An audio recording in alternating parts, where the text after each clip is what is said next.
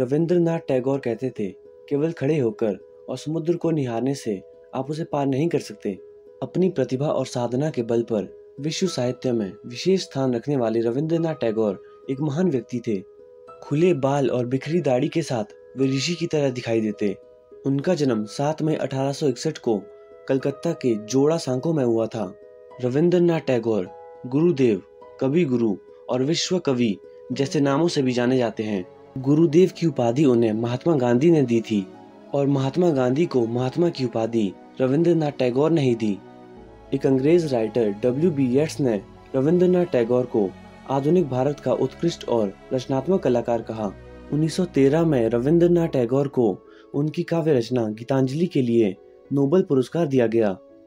Rabindranath Tagore Nobel पुरस्कार पाने वाले पहले भारतीय ही नहीं बल्कि पहले गैर यूरोपीय भी थे।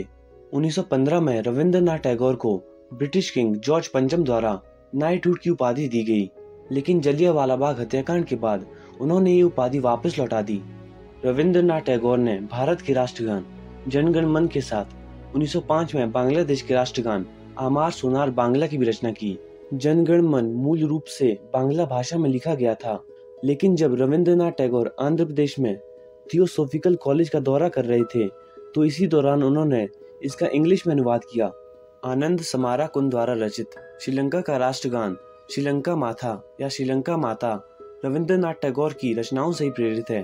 स्वामी विवेकानंद के बाद रविंद्रनाथ टैगोर ही दूसरे व्यक्ति थे जिन्होंने 1929 और 1937 में विश्व धर्म संसद में भाषण दिया था।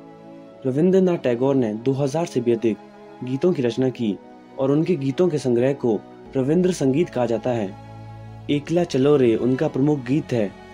उनकी प्रमुख रचनाओं में गीतांजलि, घारे बैर, गोरा, मानसी, बालका, सोनार तोरी शामिल है। जब रविंद्रनाथ टैगोर 16 वर्ष के थे तो उन्होंने अपनी पहली कविता भानु सिम्हा उपनाम से लिखी थी। रविंद्रनाथ टैगोर ने 1901 में पश्चिम बंगाल के वीरभूम जिले में शांति निकेतन के पास एक शैक्षिक और सांस्कृतिक संस्था की स्थापना की।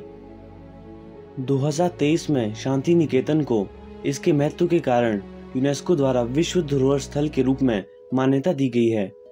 शांति निकेतन को पहले बोबदंगा के नाम से जाना जाता था, लेकिन रविंद्रनाथ टैगोर के पिता देवेंद्रनाथ टैगोर ने इसका नाम शांति निकेतन रखा। यही संस्था 1921 में विश्व भारती विश्वविद्यालय में परिवर्तित हुई, जिसे 1951 में केंद्रीय विश्वविद्यालय के रूप में मान्यता दी गई। रविंद्र भवन विश्व भारती विश्वविद्यालय का मुख्य केंद्र है। रविंद्र भवन के बगल में रविंद्रनाथ टैगोर द्वारा बनाए गए 5 घर हैं, जिनके नाम उदयन, श्यामली, कोणार्क, उदीची और पुनश्च है। रविंद्रनाथ टैगोर के बड़े भाई द्विजेंद्र नाथ दार्शनिक और कवि थे और उनके दूसरे भाई सत्येंद्र नाथ टैगोर ICS में शामिल होने वाले प्रथम भारतीय थे। 7 अगस्त 1941 को कलकत्ता में रविंद्रनाथ टैगोर का निधन हो गया। रविंद्रनाथ टैगोर कहते थे, किसी बच्चे की शिक्षा अपने ज्ञान तक सीमित मत रखिए, क्योंकि वो किसी और समय में पैदा हुआ है।